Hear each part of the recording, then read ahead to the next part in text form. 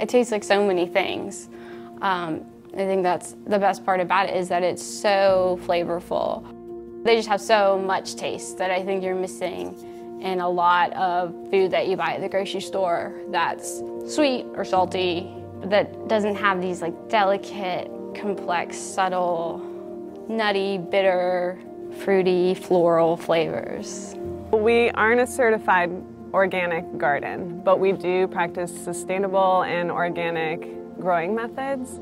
So that really means that we use organic products if we do spray for things like pests or viruses, funguses, bacterial infections on plants. But I try to keep even the spraying with organic products down to a minimum. Other than that, we try to manage on the back end to keep healthy plants before they even get to a point of needing additional fertilizers, any sort of treatments with organic products. So that means maintaining healthy plants in the greenhouse and babying them while they're seedlings until they get established as larger plants. And then also making sure that the soil is a good pH when we plant our vegetable and fruit plants, and also has enough nutrients to support the plant through its growing stages. Once you have a homegrown tomato, you will never want to buy a store-bought tomato again, I can guarantee you. It's higher nutrient quality because if you think about it, it's not taking as long for the produce to get from point A to point B. So you're consuming homegrown produce at the height of its freshness, at the height of its nutrient content. So you're getting this really delicious produce. You don't have to be a chef to know that cooking with good ingredients is just as good as cooking with a good recipe. If you have the base of good vegetables and good herbs, and especially fresh herbs, and a little bit of salt and pepper, it goes a really long way. And we appreciate having that fresh stuff year-round, whether it's in the peak of season in June, July, August, or that's something that we preserved and then tied back into a menu later in the school year. Washington Lee doesn't have an agriculture program, but it's still really important for students and staff, I think, to think about where their food is coming from. And just having the garden here, whether or not students are working in it or they're seeing the produce in the dining venues, I think it really gets students to think about the process of growing food, where it comes from, how it gets from a farm or a garden to their plates. In sustainability, we look at the three levels, so economics, the environment, and the social issue. And the campus garden and our compost system hit all three of those things. We're saving the university a little money. We are providing a very healthy food alternative for our community, and we're protecting the environment a little bit. I think when people see large companies, large schools, large families all making this effort, they see, oh, well, those 100 people can do it. Why can't I, as one person, do it? So I think it's responsible for us to set a good example for others to follow. More students are paying attention to this and expecting these kinds of practices as the norm. They're expecting recycling bins to be everywhere. They're expecting compost to be a normal thing. They're coming to us from other places and saying, well, this is what it looked like in my home, so how can we make it look like that here? And that gives me a lot to work on, and also makes it very meaningful because I know the campus is looking for these things, or asking for these things.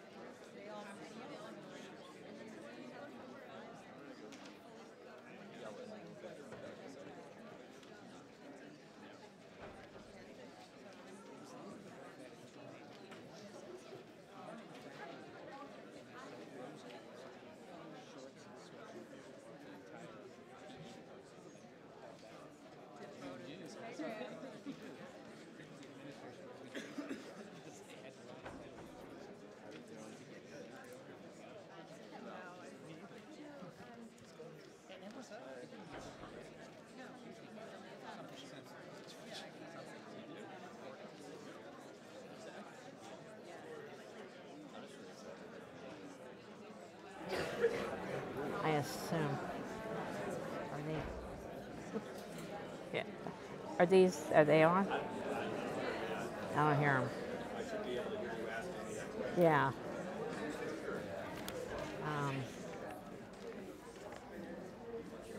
They haven't turned the mics on yet. They haven't turned the mics on. All right, well, I guess we should wait for that. Yeah. Okay. Is they on? I'm not hearing you.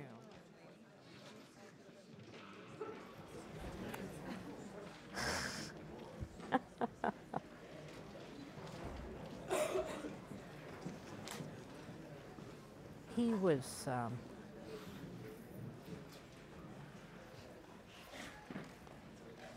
here's Kevin. Yeah, we're on. We good?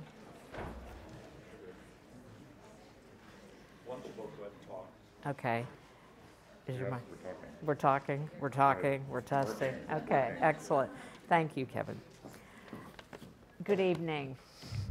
I'm Alicia Swayze, the Reynolds Chair in Business Journalism. Thank you for joining tonight's conversation with Marty Barron, the executive editor of the Washington Post. You have his bio. I'll just give you a quick summary. For more than 4 decades, Marty has set the highest standard in the pursuit of truth and accountability of the powerful, from the Vatican to the White House. Esquire's profile of Marty was headlined, "Is Martin Barron the best news editor of all time?" Well, hell yes, he is. And he's sitting here. So how about helping me welcome him to Washington and Live? Thank you. Always a pleasure to see you, especially with great to be here. Yes, thank you, and especially you had some news to deal with over the weekend. It's been a little busy. A little yes, busy. It has. Yes. I'm so glad that my uncle Muller released that when I told him to. But yeah. Anyway, so jumping right in, as a newsman, how would you evaluate the media coverage of the Mueller investigation, and going back even a couple of years? Sure. I'm surprised you asked. Look, first of all, I think we have to be careful not to describe the media as one big thing. It's not a monolith. I mean, you can't compare us to, let's say Sean Hannity or BuzzFeed or a blogger or some commentator who happens to be on. So the media is a lot of different things. It would be like saying all politicians, all professors, all doctors, things like that. I think that there's a tendency to describe the media as if everybody is exactly the same. I actually am very proud of the work that we did, and I can speak to the work that we did, and I think a lot of other mainstream news outlets did, and major news organizations did. I think it's important to remember that with this investigation, what did it find over the course of the investigation? And this was addressed in William Sparr's letter as well, and that is that it found that the Russians had interfered in the 2016 election. They did so in 2 different ways, one with a disinformation campaign, and then the other by hacking the emails, Hillary Clinton's emails and the DNC emails. That they did so with the intent of helping the Trump campaign. Also this investigation showed and documented through its cases that were brought that there were people in the Trump orbit who welcomed that assistance, both openly and clandestinely as well. I think you have to keep in mind that there were charges brought against 34 individuals here. That's not nothing, and that was done in 2 years, and they included people who were close to Trump, including his campaign chairman, his national security advisor, and his personal attorney, who were all swept up in this. So to suggest that somehow there's nothing here is really, I think, a mistake. And our reporting focused on those things. We never in our reporting presupposed what the conclusions of the Mueller investigation would be. There may be a commentator here or somebody who wrote an opinion piece on the op-ed page, I have no idea. not my area. There may have been a commentator on CNN or somewhere else, or MSNBC, who said something. But in our reporting, in our newsroom, we focused on the facts, and we never presupposed that there would be any particular conclusion. Certainly not the kind of conclusion that the administration is trying to portray all media as having come to. Right. They're picking an extreme from, let's say, one commentator who may have suggested that Trump was a Russian asset. Yeah. We never said Trump was a Russian asset. We didn't suggest he was a Russian asset. We didn't do any of that. We stuck to the facts. And when you look at the facts, they themselves are quite stunning. The number of charges that were brought, Russian interference in an American election with the intent of helping one of the candidates is extraordinary and deserves an investigation, by the way. And the fact that people who were close to Trump have been either found guilty or pleaded guilty, and some charges outstanding. You mentioned earlier Newt Gingrich had made Yeah, it's comment. interesting. Yeah, we talked about that earlier. He made some sort of statement that somehow the Pulitzer that the New York Times and the Washington Post had won for national reporting for our coverage of the Russia investigation should somehow be rescinded as a result of all this. I actually went back and looked at our stories, what they were. I don't think he did that, because if he had gone back and looked at all those stories, he would have seen that every single one of those stories holds up, including, by the way, a story that the Trump administration pointed to positively, which was that the Obama administration, when it first heard about Russian interference in the election, wasn't really capable of dealing with it, didn't do much about it. At the time, the Trump administration was pointing to that story as a good story. Yeah. And also our coverage at the time that was included in that Pulitzer submission dealt with the lies of Michael Flynn, his national security advisor. And he's pleaded guilty. So all of those stories hold up. They hold up perfectly, as a matter of fact. Believe it or not, I just recently saw the movie The Post, and I was struck by how it so beautifully captured the legacy of Katharine Graham and Ben Bradley and their fight to preserve the right to publish the Pentagon Papers. And I can't even imagine what's it like being editor of The Post during another era when the White House is constantly trying to stifle what you do. It's fun. No. In a word, these will be brief answers. Yeah. I mean, look, I think that the press has an obligation, regardless of who's president, of holding our government officials, our politicians, and the policymakers accountable. And at the top of that list has to be the President of the United States. That's what James Madison meant when he helped craft the First Amendment, talking about examining public characters and measures. And that's what he wanted. That's the reason that we have a First Amendment. And that's the reason that we have a free press in this country. To suggest that holding our government officials accountable is somehow treason, if we hold the president accountable, that's somehow treason, that's total nonsense. That's anti-constitutional, not pro-constitutional. And so, I think that that's what we try to do. And we believe that we should do that every day, and not just government officials, but also other powerful institutions and other powerful individuals. And we come into work every day with an understanding that we have a lot of work to do, but that is sort of at the top of the list of the things that we need to do. And by the way, when you talk about holding the government accountable or the president accountable, the standard is not, by the way, did he commit a prosecutable criminal offense? Right. That is not the standard, all right? So there are other standards for our president that don't quite either rise to that level or sink to that level. I'm not sure which way it goes. Colbert has a list of those, actually. There are other standards. So the notion that somehow, an independent counsel did not find that he did not establish that he had committed a prosecutable criminal offense with regard to conspiracy, that's the only standard. I think we have to think a little bit more broadly than that about what we expect of our government officials. Well, it literally was day one when he went out to, I believe, the CIA headquarters or wherever, and said, you know, I'm at war with media. And you have joked that this will be on your tombstone, but no time soon, please.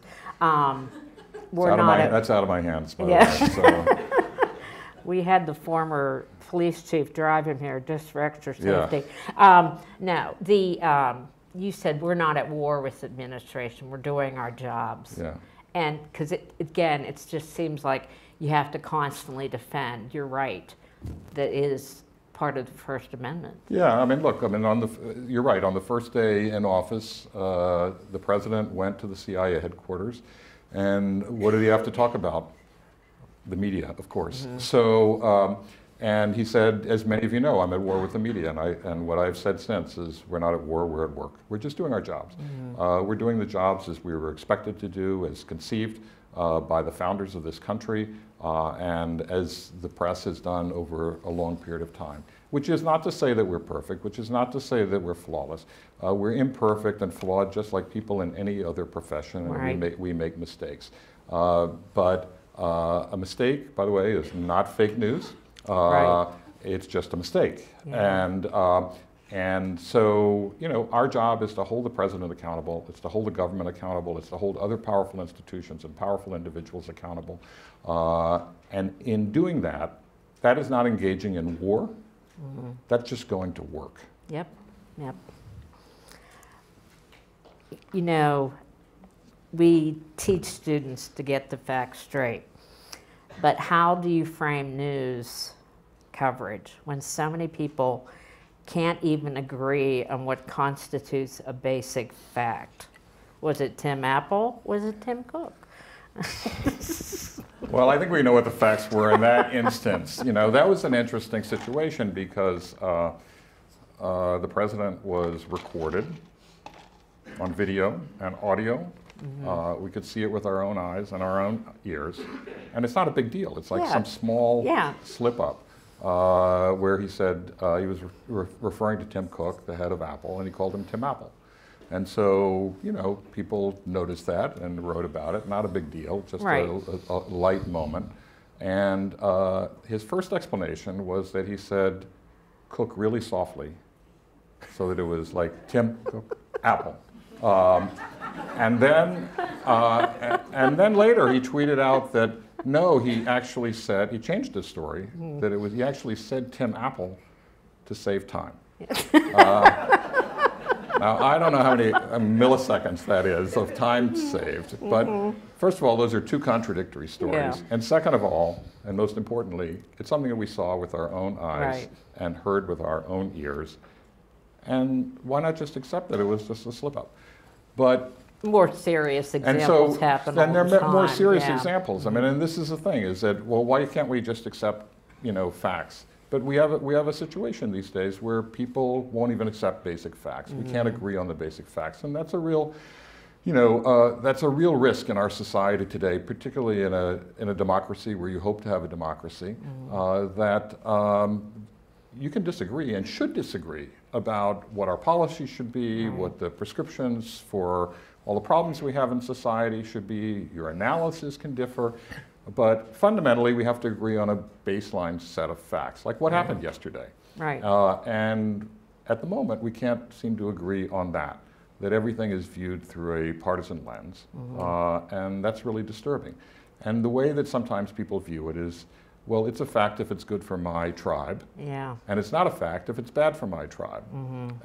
And that's not what a fact is. Right. So, and we have a situation now where an administration is trying to disqualify the press as an independent arbiter of fact.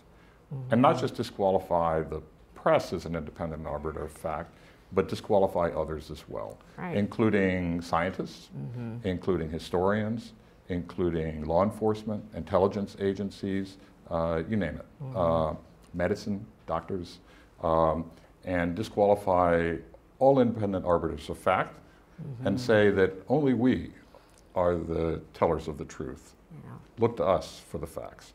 And that's just not the way the world should work. Exactly. Trump calls journalists the true enemy of the American people. The New York Times publisher asked Trump to stop saying that because it endangers journalists' lives. Have you had that conversation with the president? I have not had that conversation with the president, but I'm happy that the publisher of the New York Times has had that conversation. He's had that conversation twice, and you can tell that it's had an enormous effect. Yes.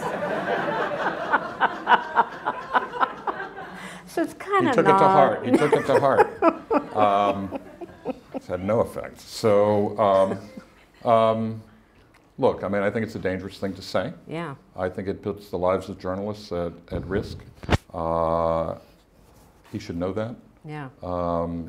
And I do worry that language like that is going to result in something that's really terrible one of these days.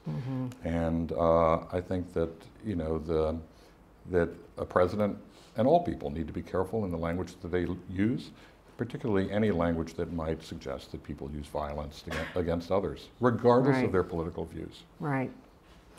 And your newsroom has seen just how dangerous it is for journalists.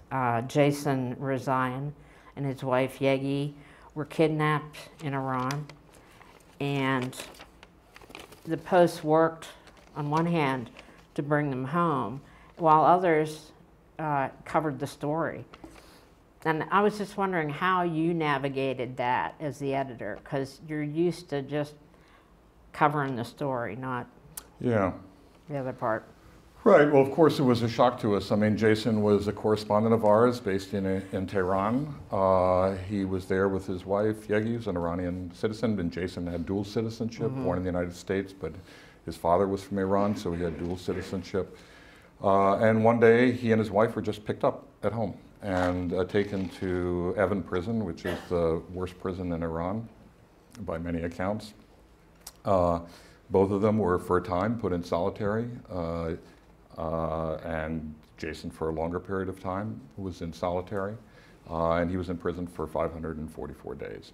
So, you know, the question was, how can we get him out? And, you know, we went through several stages and had to think it through.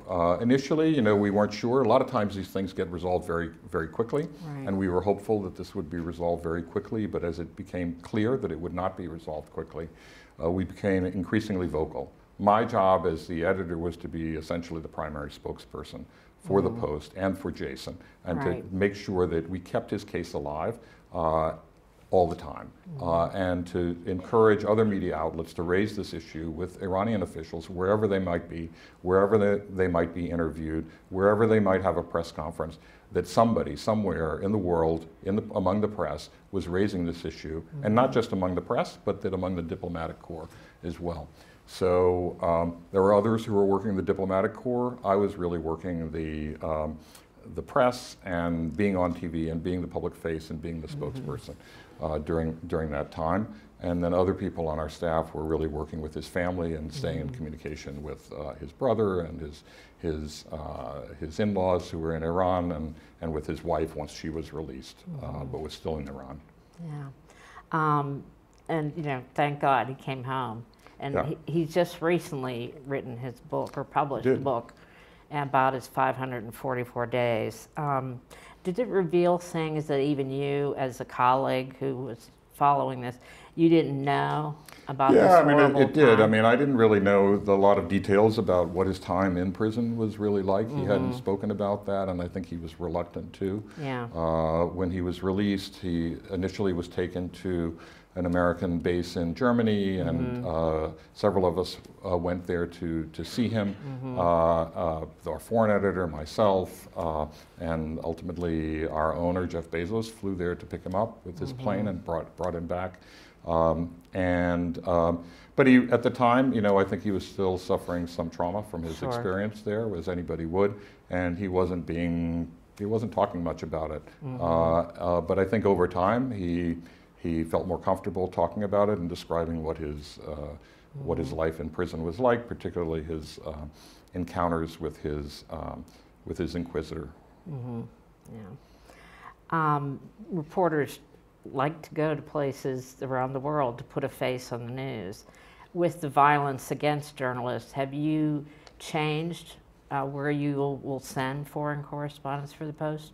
We haven't changed where we're sending people, but I mean, look, I mean, it's important for journalists to be eyewitnesses around the world. That's the whole idea, is that you go out into the world, you serve as eyewitnesses on behalf of the public to give people the information that they need and they deserve to know. And increasingly today, we need to know what's happening around the world. Yeah. And so if the United States is at war, as it has been for many years now, we need to make sure that we have correspondents who are at the front lines. Mm-hmm. If we're engaged in Iraq, or we're engaged in Afghanistan, if we're engaged in Syria, it's important that we have correspondents who are as close to the action as possible as they can safely be. We try to be very careful, of course, and our correspondents, of course, want to be very careful in where they will go and who they'll be with and who is helping them, who their translators are, who their fixers are, who their drivers are, all of that sort of thing. You have to make sure that you can have confidence in those individuals and that they're not working against you in some fashion, as has happened from time to time. Yeah. And so but we haven't restricted, where people will go. We do have advisors on security matters, and they may tell us it would not be a good idea to go here now, right. Or they may say, "Look, we're getting word," and they have contacts in diplomatic circles and intelligence circles and what have you. They may say, look, your person who is there is at risk. Some conversation has come up where we've heard the name of your correspondent. It'd be best to get your correspondent out of there. And then we've taken our correspondents out of that location. So let's talk about the 2020 presidential race, since it seems to already be here. It's already here. Well underway and getting a little crowded, at least. Did anybody else announce today? Did anybody else enter the race today? There was a lot of, second guessing about how the media covered 2016. Right. Does the Post plan on doing anything differently in 2020, or stick to the same game? Well, it's a little hard to stick to the same game for several reasons. First of all, it's not the same game. So we we could have 24 candidates in the Democratic field, astonishingly.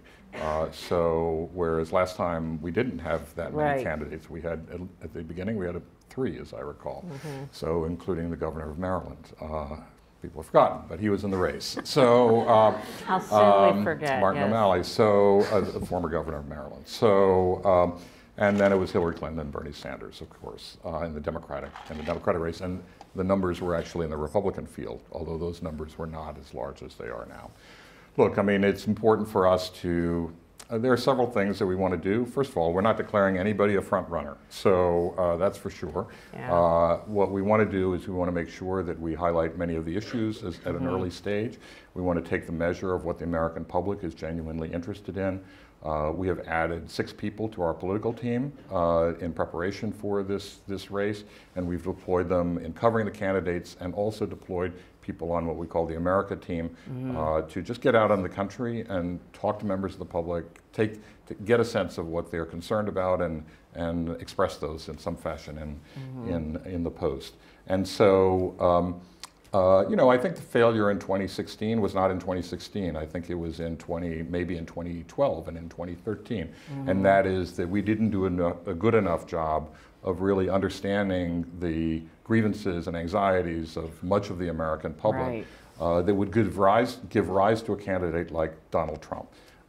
And once he entered the race, I think we covered him. We certainly researched every aspect of his life that we possibly could, to the point of even publishing a biography of him, for which he gave us, astonishingly, he gave us 20 interviews, even as he called us enemy of the people and that he hated us. So, but he was apparently happy to give us the interviews. Did he call us himself, or is this fake John?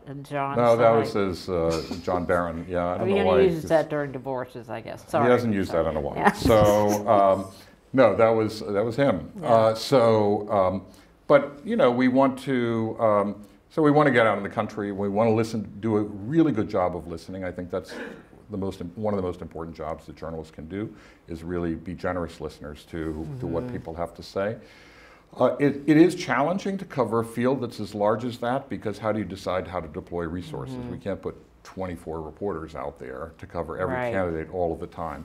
So we will, over time, have to get a sense as to which candidates are catching on and which ones aren't. But you'd see that there are certain, you know, they're like Pete Buttigieg is catching on in some fashion. So, you know, you pay more attention to how he's doing and whether that's going to be durable or not, and try to understand why is he catching on, you know, and to what extent he's catching on. And then there are other candidates who are, you know, who seem to be doing pretty well as well also. And then also pay attention to the ones who haven't gotten a lot of attention.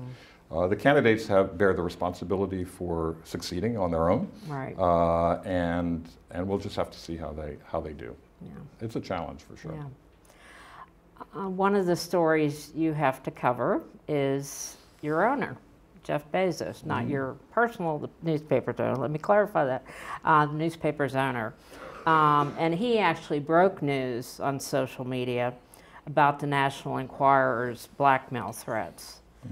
You've said that he does not interfere with the news coverage of the paper.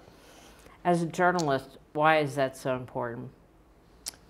Because we need to do our jobs. You know, we need to be able to exercise our own journalistic judgments about him, just as we do about anybody else and anything else. And fortunately, we have an owner who allows us to do that. He doesn't get involved in the news coverage. He doesn't tell us what stories to cover. He doesn't tell us how to cover them. He doesn't critique stories. He doesn't criticize stories. He doesn't suppress stories. He hasn't done any of that, whether it's about him or it's about something else, whether it's about Amazon or whether it's about you know, this controversy involving him. And so we've covered that. We've covered him, and we've covered Amazon as we would any other company and any other individual. And in his first meeting with the staff of the Post, the news staff of the Post, he had a town hall, and he was asked about this very subject, about covering him, because Amazon famously says no comment whenever news organizations call. We made clear to him that he would be a subject of coverage, and he said, look, you know, you should just cover me the way that you cover anybody else. You should cover Amazon the way you cover any other company. You do what you think is right, and Amazon will do what it thinks is right for itself.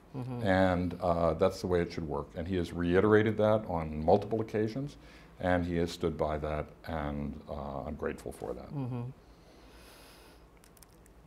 The Post is now profitable, which is great. Yes. What are a few? It's better than otherwise, you know. I mean, when I was at the Boston Globe, and we were losing money, and like a lot of money, and it was serious and people money, and people on the staff, they would say to me, they say, well, don't, and we were owned by the New York Times company, which is a publicly owned company, and people would say, well, wouldn't it be better if we were a nonprofit? And I would say, well, we are a nonprofit. It's not voluntary. That's the problem. It's not voluntary. It's not the solution. Yeah. You know, it's the problem. So we need to be profitable. So that's really good. Now, what are some of the other results that you can point to from what you have called Bezos' investment in both intellectual and financial capital? How's that made a difference? Well, I would say that he's invested both intellectual and financial capital. I think people who focus on his ownership of the Post have focused only on his wealth, and they assume that he's just treating us as a charity, which is not the case. He's not treating us as a charity, and I'm very grateful that he doesn't treat us as a charity. He wants to treat it. The whole purpose is to create a sustainable business model for the Washington Post, and as I said, I'm very grateful for that, because if we were treated like a charity, and one day he got tired of this particular charity, we would be in deep trouble. Right.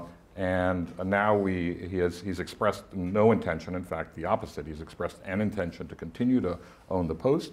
But if at some point he decided he didn't want to, we should have a sustainable business model. And that would be his greatest gift to us. But I think it goes beyond, his gift goes beyond financing, and it's helped us make this transition to digital. He's changed our strategy, our entire strategy for the Washington Post.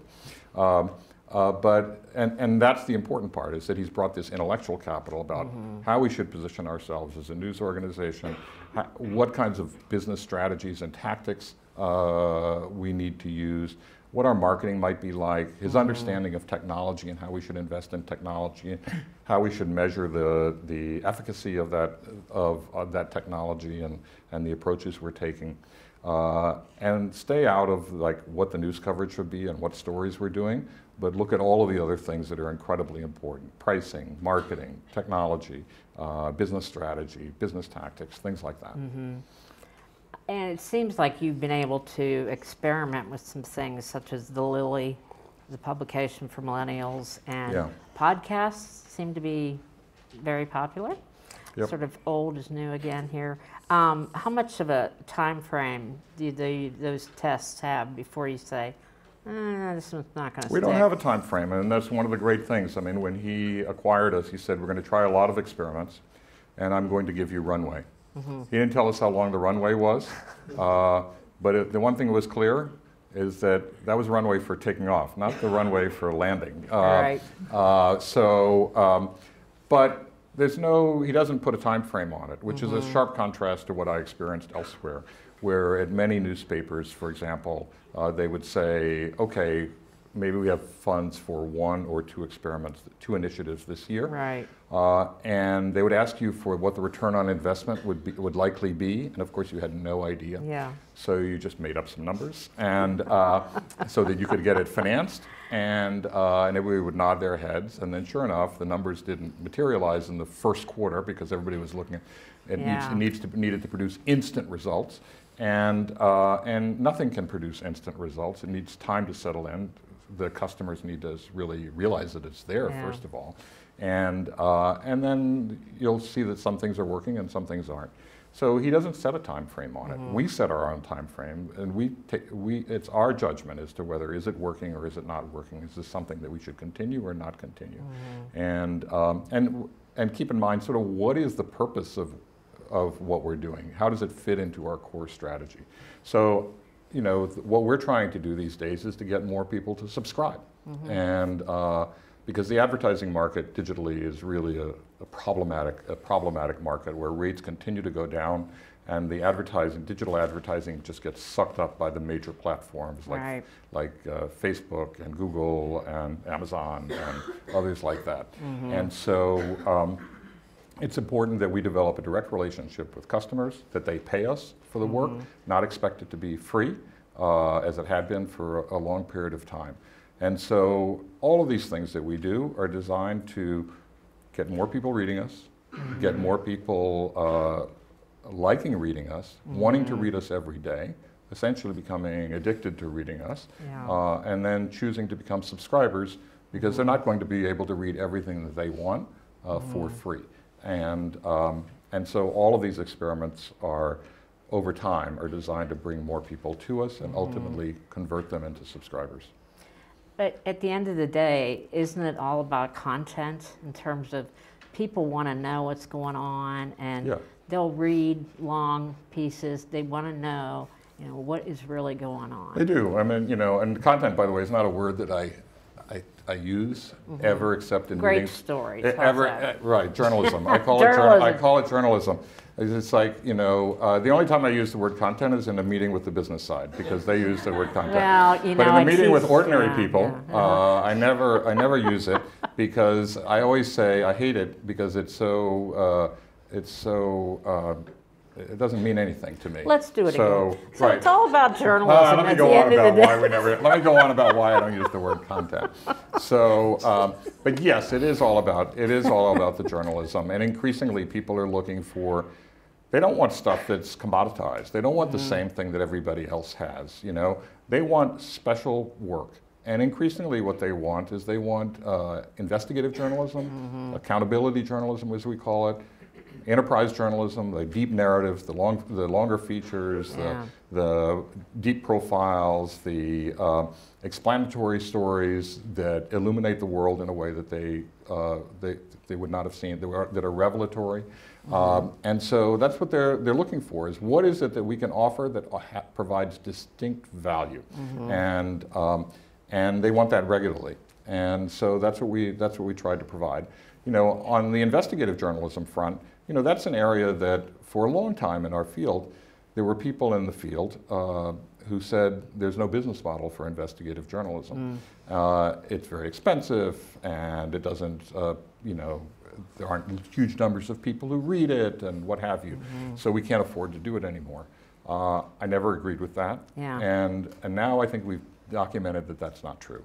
In fact, in many ways it is the business, it's a huge part of the business model right now, because people do want their news organizations to hold institutions and individuals accountable. And they see us as one of the few institutions, and at times maybe the only institution that is going to do that. And they're willing, they feel that's an important cause. They're willing to, they want to be a part of that cause, and they're willing to pay for us to do that kind of work. You've been there now 6 years. 6 years. When you reflect on that, we've talked about, you know, some of the big recent stories. But what are you most proud of in that time? In the 6 years, you know, I mean, I'm proud of the fact. I guess it's the overarching. Proud of the fact that we have reinforced our identity as an institution that engages in strong investigative accountability work. That we hold our government institutions, our politicians, and our policymakers, we hold them accountable, and we do it all the time. And that we come into work every day with that in mind. I think that we've done that consistently, not just with the Trump administration, but we did it with the Obama administration. I mean, go back and look at our work on the introduction of the Affordable Care Act, which was a total disaster on its introduction, and other issues involving the Obama administration. We did it on our work about the National Security Administration, the Snowden documents, and we did it in our investigation of the Secret Service during all these terrible missteps on the part of the Secret Service during the Obama administration. And so that's what we should do, and I'm proud of that. You've been able to expand your newsroom quite a bit, but a lot of news organizations are still cutting. Right. What advice do you give to young folks who want to be journalists these days? Great, do it. Absolutely, absolutely, do it. You know, when I got into it, I mean, my parents didn't really have any particular guidance for me one way or the other. I think they were just glad I went to college and got out of the house. So, and we can delve into that at another time. Far away, you know, it's fine. They didn't care. So, and you know, they didn't. But I remember my mother saying at one point, after 2 years of journalism, she said, "Don't you want to be a lawyer? You know, so many of your friends are becoming lawyers because it was such a, you know, at the time, prestigious profession." And it's, and I said, "No, I don't want to be a lawyer. You know, it's, I'm interested in like legal issues, but I don't want to be a lawyer." So I think people should follow their passions. Right. They should become really good at it. They'll be best at what they're passionate about. Every field goes through turmoil. I mean, I also remember my mother saying, "What about computers? I tell you, that's going to be a big thing." So you think it'll stick? Maybe I should have listened to her on that one. I don't know, but that, you know, you know, I mean, but you got a lot of computer programmers. Their jobs have now being done overseas, so you don't know how these things are going to unfold. And our field is in the state of reinvention, and that creates a tremendous number of opportunities for young journalists who will do the jobs that some of the veterans in the field are unwilling or unable to do. I mean, when we hire people at the Post, we look for people who can teach us something that we don't know. It used to be that we would hire people we thought would learn from us. That was the way it was. You know, you learn from us, you pay your dues, you know, spend a few years, you'll be out there 10 years, whatever, and then eventually you get to this job, a different job, the one that you've really, really been seeking. And now we look for people who have skills that we just don't have, because the profession is changing so much, so rapidly, and the technology is changing, and the way that people consume information is changing, and the kinds of, even the way that people write is changing. It's much more, in many instances, much more conversational, much more accessible, and as if you were having a conversation with a family member or a friend. And so we look for people who are good at the way, at doing journalism the way that people consume it today. And video, animation, interactive graphics, all these things that are VR, AR, 360-degree video, all the new tools that we have today for telling stories, and that can be very powerful and very effective storytelling tools. So my advice for people who are interested in being journalists is be good at it and get into it. Thank you. That's good. We got that on record here. Before joining the Post, you were the editor of the Boston Globe, and from day one, you pushed your team to get to the truth about the Catholic Church's 50-year cover-up of priests abusing children. Did you ever imagine that this story would still be on page one 17 years later? No, I didn't. But now that it's been, I'm not surprised. Yeah. I have to, sadly. No, I mean, I think when we embarked on that, we just saw that as, well, this is an important story. There was evidence that the cardinal in Boston was aware of abuse by one priest who had been accused of abusing as many as 80 kids.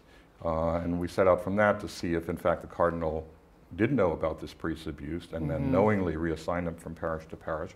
And then also to see, well, as is often the case, there's usually not a one-off, all right? So it's usually a pattern. So was this a pattern? If he did this in the case of one priest, did he do it in the case of other priests? And so we established that there was, in fact, a pattern. And we knew that there was a big issue in the United States, and then of course, we knew that there was a big issue around the world. But I think that we had a sense that at some point, maybe not quickly, but at some point within the next 10 years, the decade, might take a decade, that the Catholic Church would actually grapple with this, deal with it, and truly reform. But here we are 17 years later. The church continues to sort of struggle with this issue. They just had their convening at the Vatican to talk about it. Again, it was supposed to be an incredibly important session, and yet there were no concrete steps announced at that session. Not a single concrete step that was announced at that session. And so I think the church continues to struggle with this issue, and I would not be surprised if this were an issue 10 years from now, 20 years from now, probably even longer. It had such an amazing impact. Can you talk about the one letter you got and that you kept in your desk drawer for many years? Yeah, well, I actually kept it on my desk. It's Father Tom Doyle, who he had noted that there was an issue within the church, and he had actually alerted the hierarchy in the church, the U.S. Conference of Catholic Bishops, about this issue, and they ignored it, and his repeated warnings about this issue. And after we did our stories, after we published a book on this called Betrayal, he wrote me an incredible letter saying that if it were not for the Globe, this story would never have really come forward, that survivors would not be listened to the way that they were, and that he was just how incredibly grateful he was that we had listened to survivors and that we had done this reporting that we did, and that it's something that was going to have an enduring effect on society.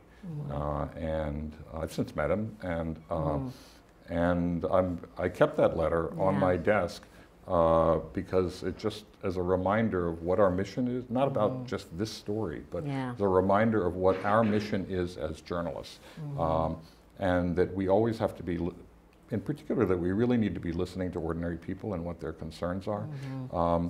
They often have incredibly powerful things to say.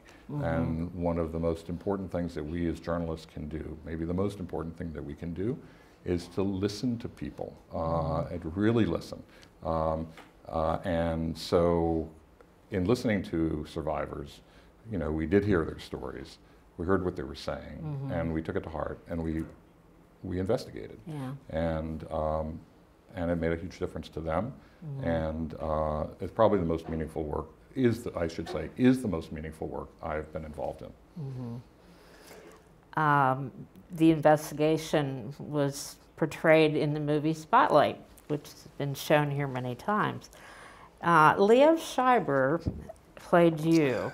Right. Did you give him any hints on how to portray an editor once described as, quote, the scruffily bearded nice Jewish boy from Tampa? That would be the New Republic's description of you, not mine. Right. Yeah. There was a writer, I guess it was for the alternative weekly in Boston called the Boston Phoenix at the time, and he described me as that the line on me is that I was not, he said this in the interview with me, he said, the word on you is that you're not warm and fuzzy. I said, that's not true. I am fuzzy.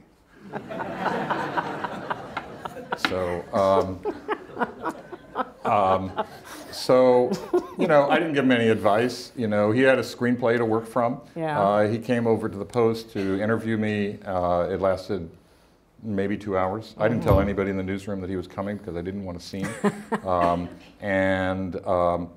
But, you know, I mean, I think that it's a weird situation because it's not really an interview.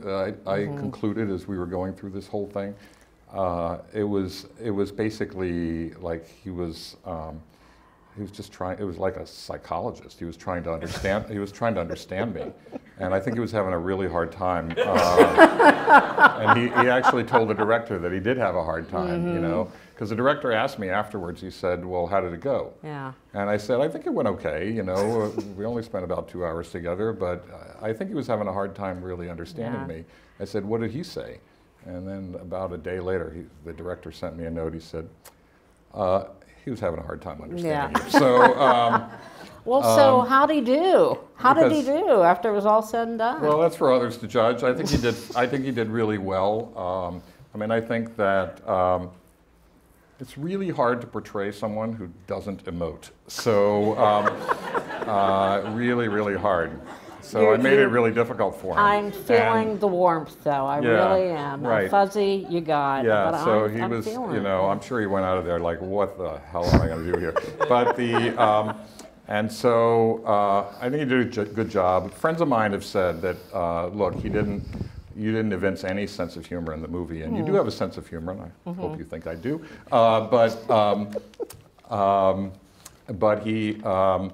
But at that, as I've said in interviews before, I think in that particular period, I didn't really show any sense of humor because it was an incredibly intense period of time for me. I was going to a city, Boston, where I didn't know anybody in town. I didn't know anybody in the news organization there. I was an outsider in the newsroom and an outsider in the city. And was called exactly that. And then on day one, we launched this investigation of the church, and I certainly understood what the potential implications of that were, given that Boston is such a Catholic city.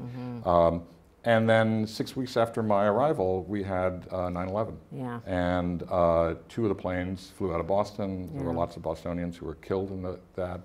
It's a huge national trauma, of course. You know, the country hadn't been attacked since Pearl Harbor, and then we had the anthrax scare after that, where people were having to have their mail examined off-site because there could be a white powder in it that could kill you. So it was a very, very tense period of time, and I don't think I was showing my incredible sense of humor at the time. So. So I think he was probably, he probably captured me just fine, so. Well, I want to leave a little time for the audience, and I do mean little, to ask some questions, so, right here. Do you worry that mistakes like the article about the Covington student carry more weight now because they might reinforce what Trump says about the leader? Well, I'm not going to accept the premise of your question, and I can't discuss that case because it is a case in court, and so I just can't. I can't talk about it, I'm afraid. Sorry. Oh, sorry. Repeating the question, you wondered if mistakes like the article about the Covington High School student reinforce Trump's rhetoric about the media. He wonders if Marty thinks the mistakes, such as the Covington article, reinforce what Trump has said. And Marty, of course, said he didn't accept the premise of the story. I No, say, no, and I can't discuss Yeah, it. you It's a can't. case that's in court, and I Litigation. simply can't discuss it. Yeah, so. Can you talk about the nature of the competition between the Washington Post and, say, the New York Times, and whether that's changed very much with the new administration? It's still, we have an incredibly intense, the questions about the competition between us and the New York Times and whether that's changed during the Trump administration. It's incredibly intense competition. You know, we fight on pretty much every front. They have a larger staff than we do, and they've been national longer than we've been national. I think competition is really good for journalism. I've always felt that. I've always thought that journalism was better when people compete. I've seen journalism only deteriorate when there's only one news organization in a community. There's plenty of evidence of that. So I think the competition is really good.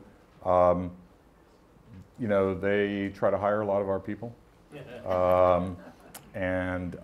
hired some, not a whole bunch, but they've hired some. But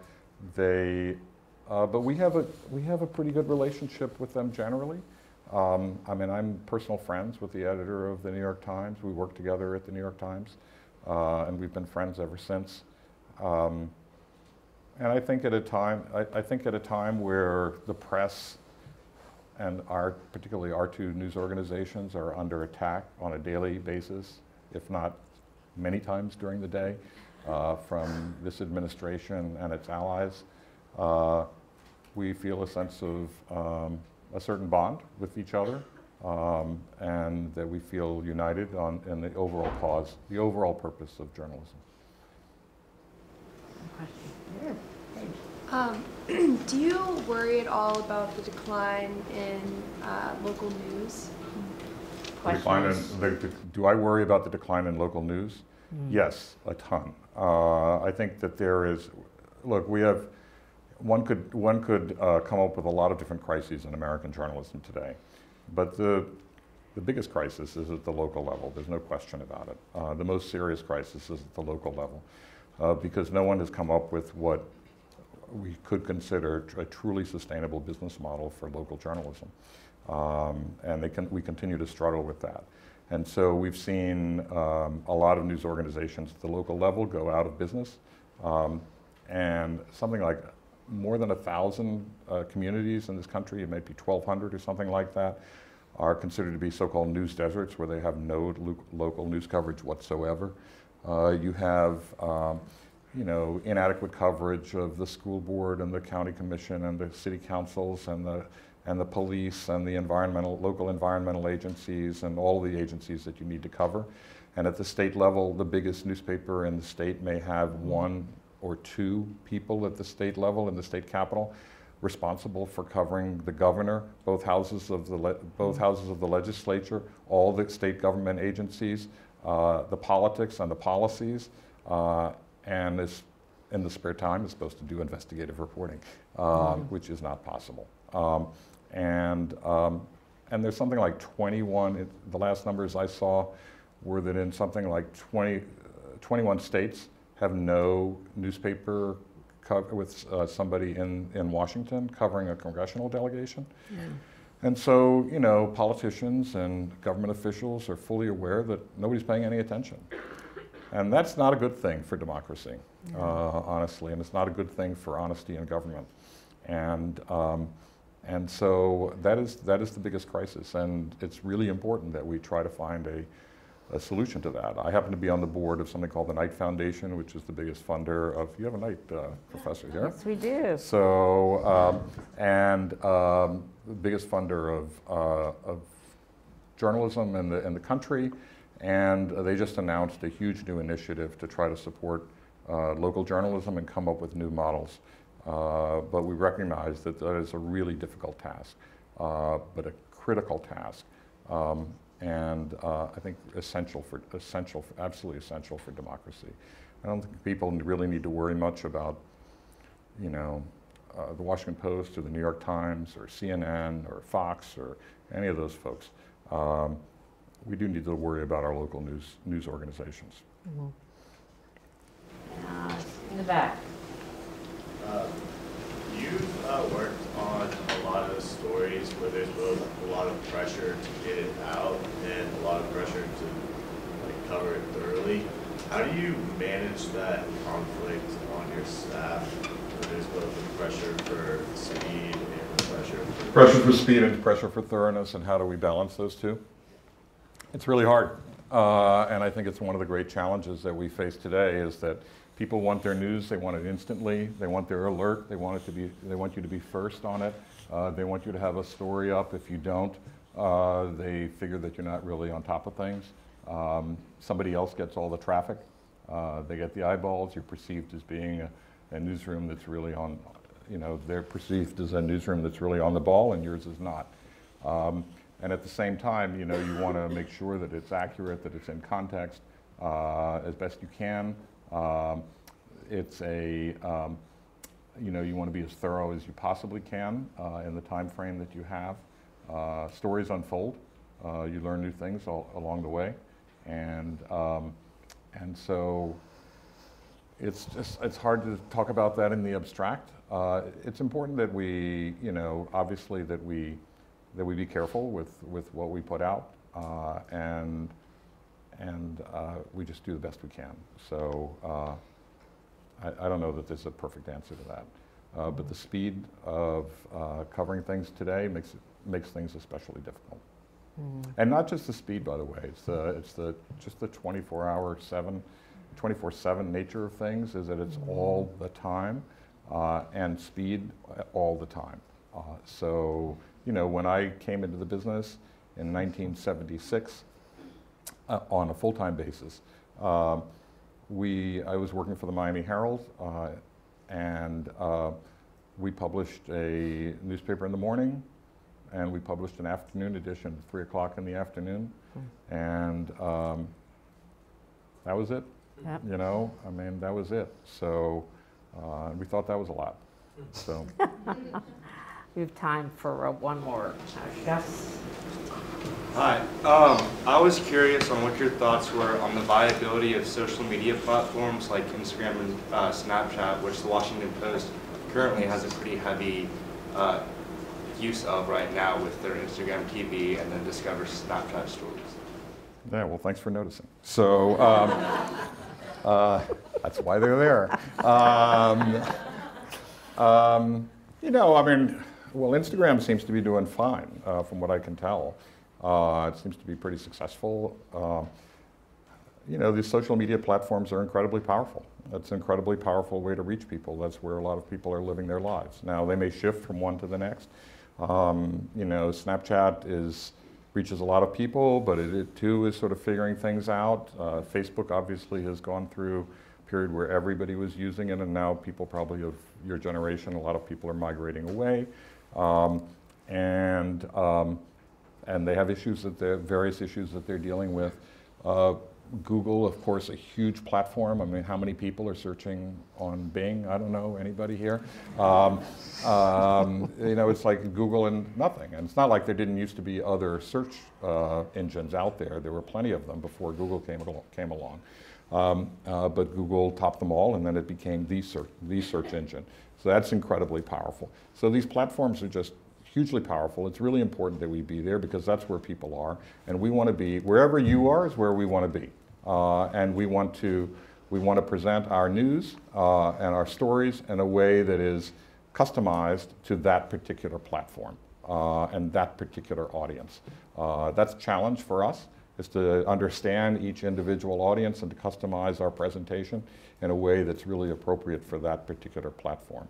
But it does represent hundreds of millions of people around the world, and so if there are hundreds of millions of people around the world there, that's where we're going to be. I'm afraid we're about out of time, so just thank you so much. Thank you. For this.